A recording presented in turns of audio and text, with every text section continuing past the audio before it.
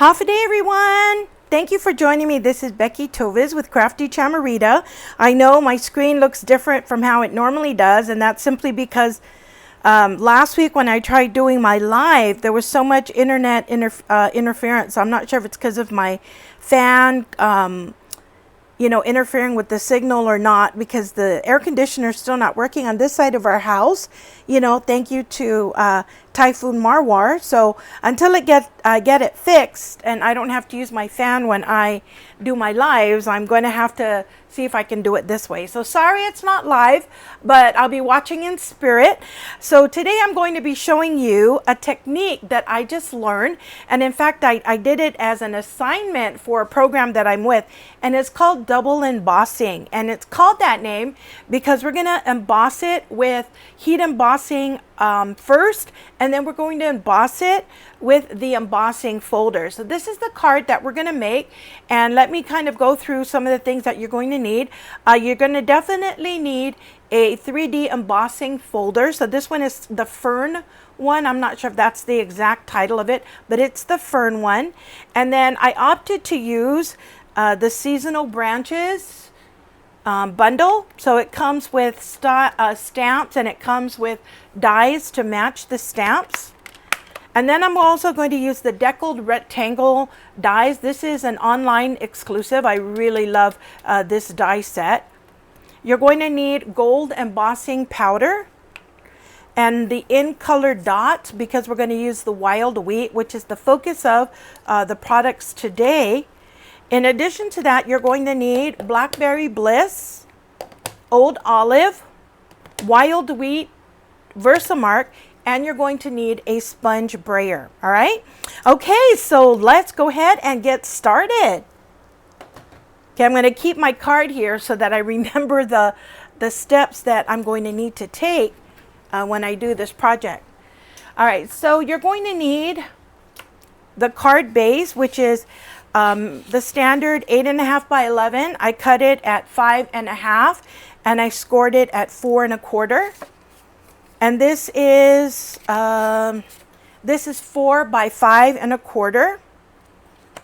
And this is a little bit bigger than that. It's 1/8 of an inch more. So let me see. So this would be 4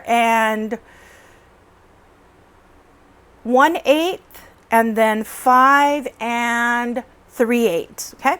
I'll also put the dimensions on when I'm done. I have a PDF tutorial because that was my assignment. So I'm so excited. So I'm giving that away for free because this is my introductory thing into doing this program. So, and then you're going to also need a 4 by 5 1/4 for the inside of the card.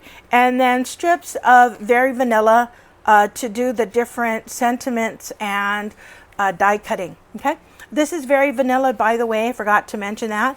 And this is Wild Wheat, and this is Blackberry Bliss. Okay, so let's start with the most intricate part first, so that you see how the double embossing goes. So I'm going to take my Wild Wheat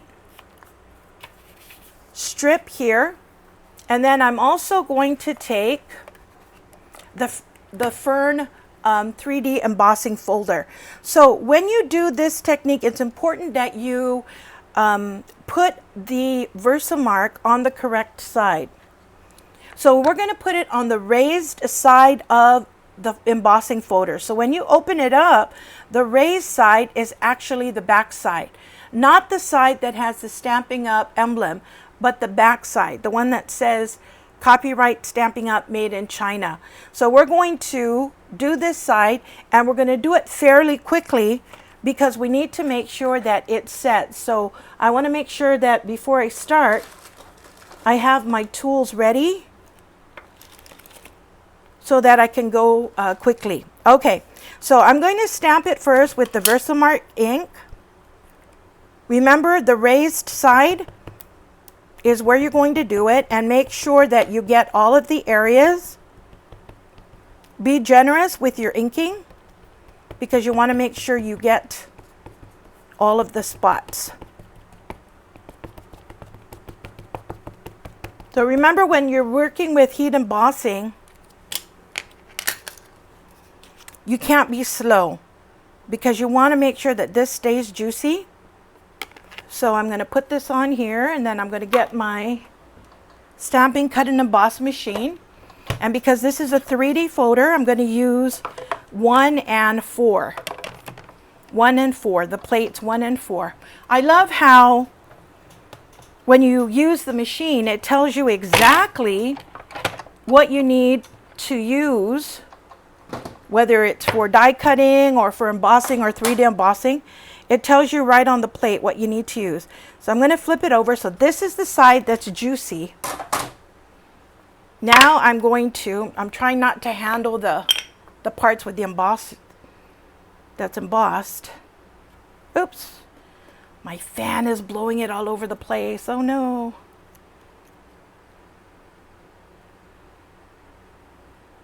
It really is hot, you guys.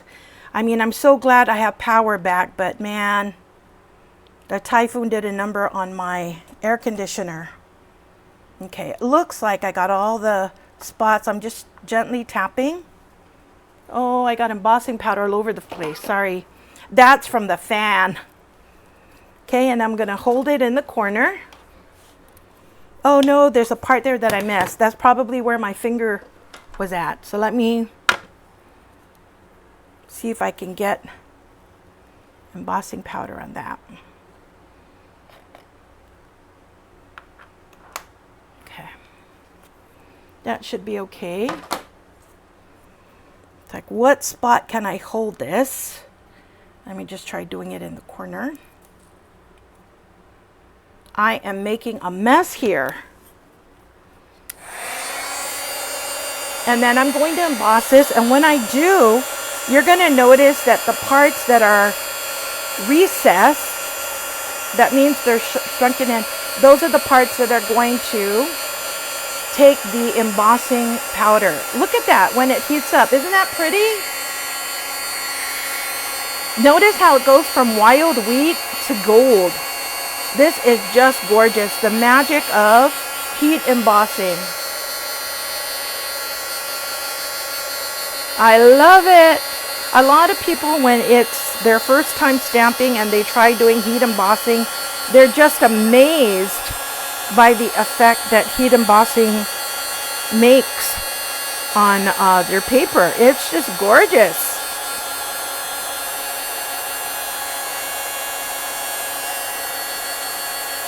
Okay. Oh, and it doesn't look like it shows the spot where I had the tweezers too much. Okay. And I'm just gonna, is that gonna work? Okay. No, it's not. So let me just get my paper towel here, and let me just kind of clean up some of the embossing powder because it got all over the place. I'll just do this really quickly. And it's only doing this, oh, my July host code got bent a little bit. If you guys place an order, since I'm talking about that, if you place an order and it's less than $150, please consider using my host code. You'll be entered into my monthly drawing. I'm a little bit behind on my drawing, but rest assured I will get to it. So this is how it looks like. I should have shown you a close-up. I wonder if I have a wild wheat piece here. Yeah, I do. Let me show you the difference. So this is wild wheat, and this is the wild wheat emboss. Isn't that gorgeous? Right? Who would have thought that this would have made such a complementary color to gold? Okay, so now that I have that done, did I miss a piece here? Okay, I might have missed a piece. Let me just do this really quickly.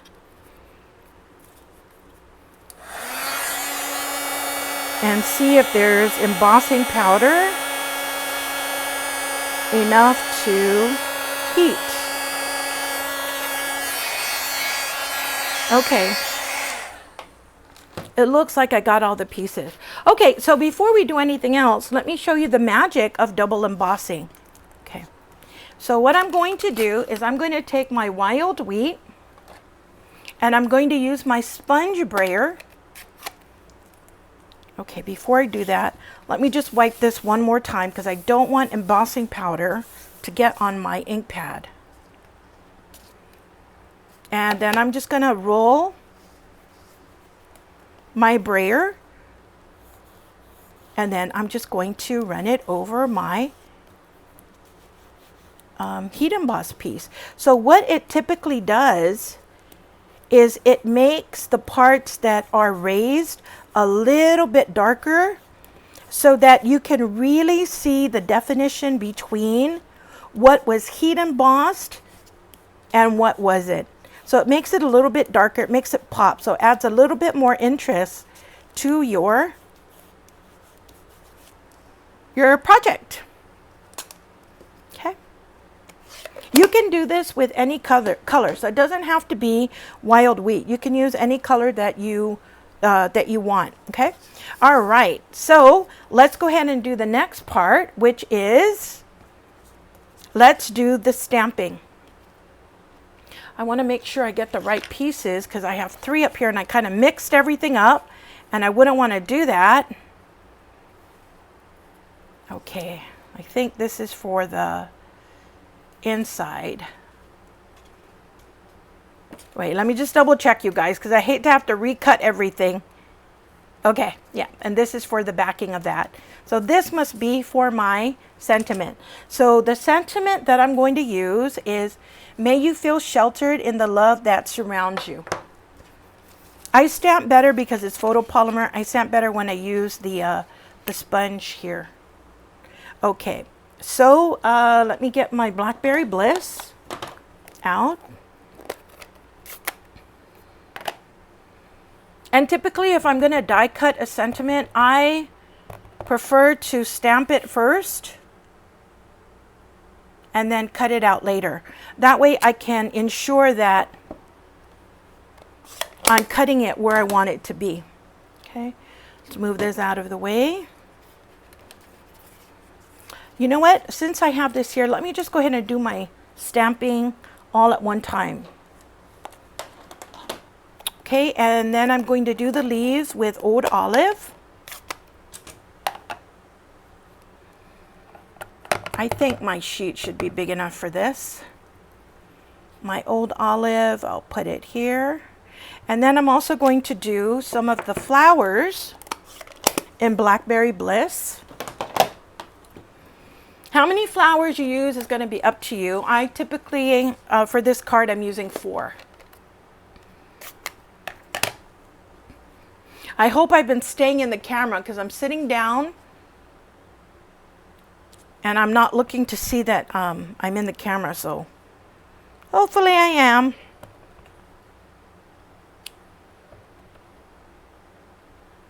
Okay, I've got my 4. Like I said, you can use more flowers if you want to. It's totally up to you. And now I'm going to die cut my sentiment. So when I die cut it, the first time when I was playing around with this card, I realized that I didn't like all of this white space for the card. By the way, this triangle is the 3rd to the smallest. And I'm only using that because that's what matches this size. All right, so let me go ahead and get my machine out. And I'm using the thin dies, so it tells me 1, 2, and 3. So here I've got 1, 2, and 3.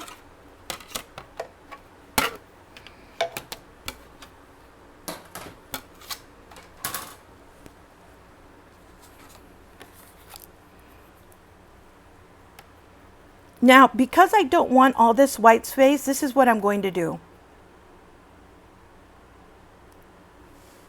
I'm going to move it down a bit. And let me grab my washi tape.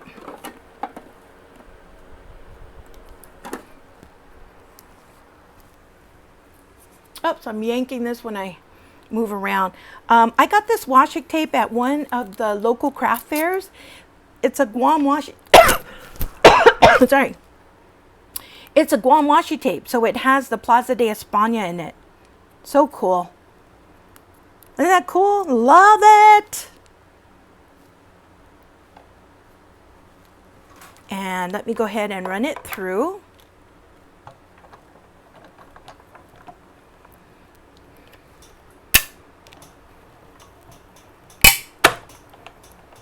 If you hear the crackling sound, that happens. Don't freak out about it.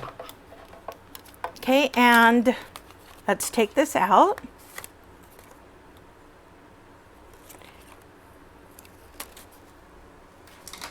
And then this time around, I'm going to move this down and I'm just going to put it here so that it only cuts the bottom part. Because I don't want, as I mentioned before, I just don't want to see all of that white space, or in this case, very vanilla space. So that's a little trick that I learned recently too. I mean, I've known about it, but I haven't played around with that particular trick in a while.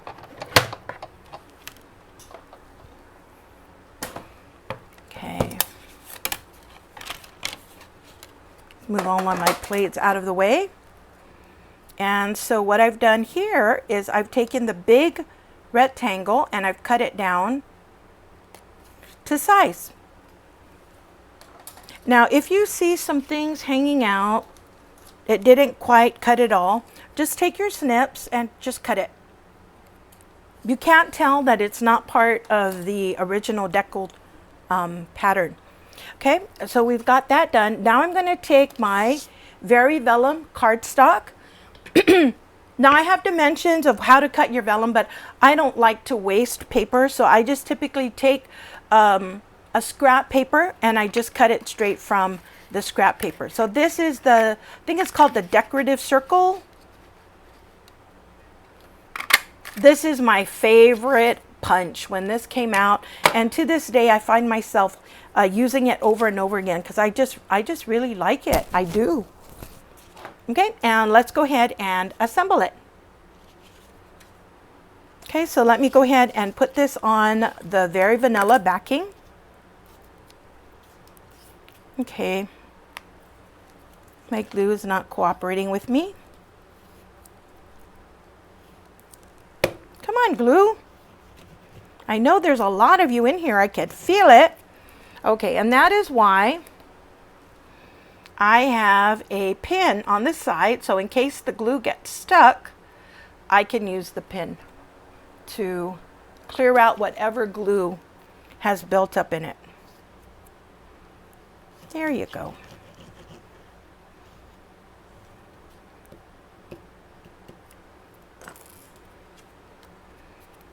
And let me go ahead and paste it down.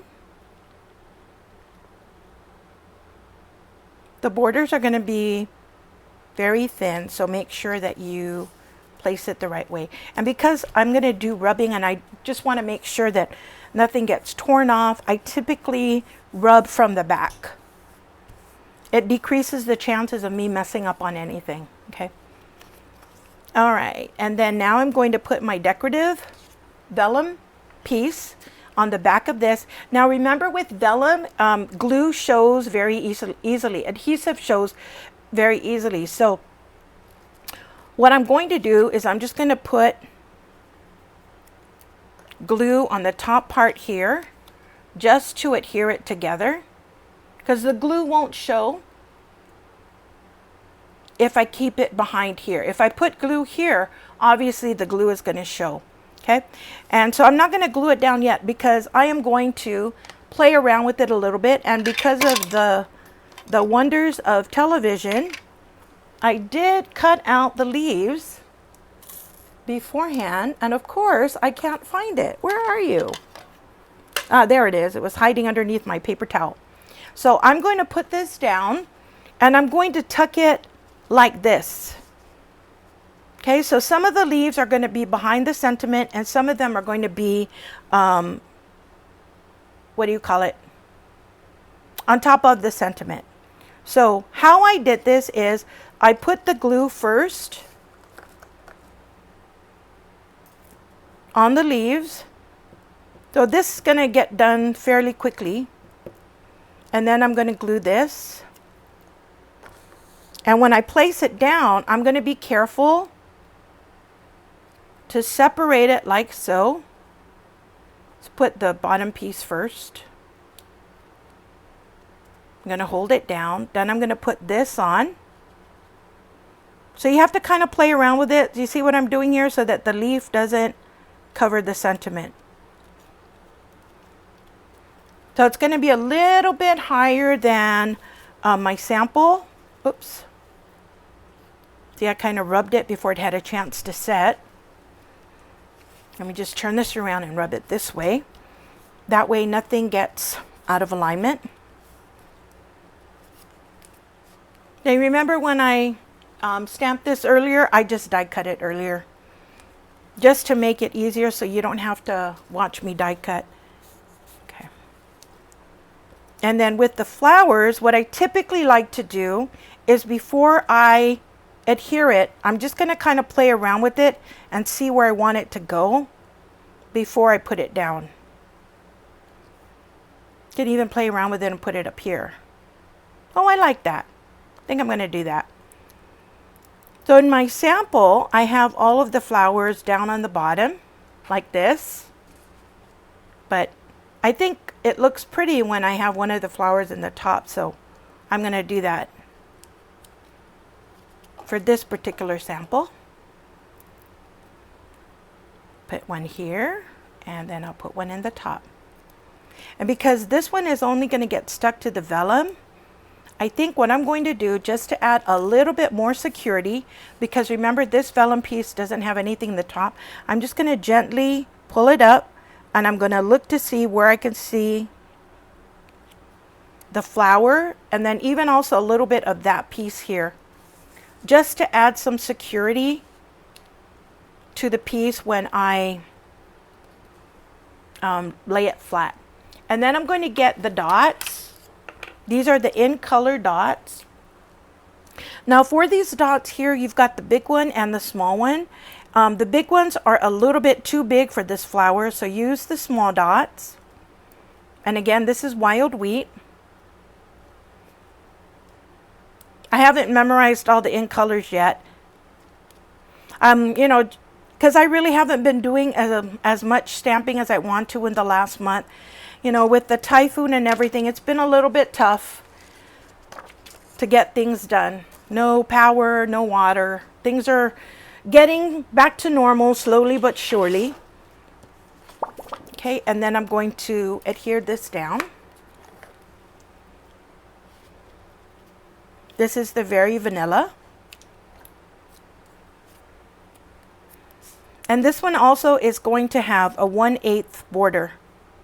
So a very skinny border. If you guys want to change it, you can. You can always make the dimensions go down a little bit. I'm going to do it with this because I've got so much junk on my hands. I don't want to get it on the card. Okay, and the front is basically done. And let's do the inside. So for the inside, we're going to use the same stamps and the same color. So this one's going to be Old Olive.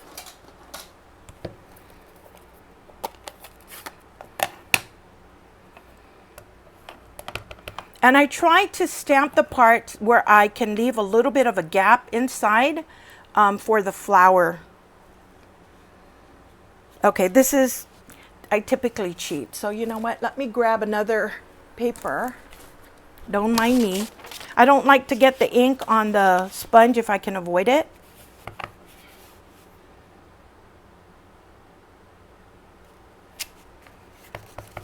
And I'll do it again for the other side. And then I'm going to get the flower and I'm going to use the Blackberry Bliss just to stamp it in the middle of the tree cluster. Doesn't really show as much, so if you want it to be darker, you can. I have the blackberry cut out. There's another die that you can use. So if you want it to show a little bit more, you can use that. Okay? I'm not going to, but I just wanted to show you an alternative. so that you can do something different if you want. Oh, typically I only put glue on the sides, because when you write on it, I don't want the glue to interfere, but I kind of forgot in my eagerness to get the card done and my excitement.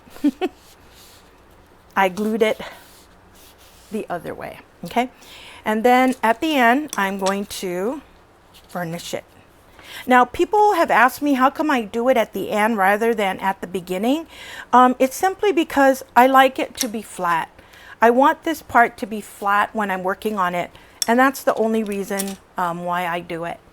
Okay, so this is the card that we made today, and this is the original one. So you can see it's slightly different, but in each case, I think it looks very pretty. And like I said, I have a PDF for this. I can't upload it to my Crafty Chamarita page. It just won't allow me. So if anybody wants the tutorial, message me and I can email it to you. All right. Thank you everybody for watching. Take care and have a wonderful weekend. Bye.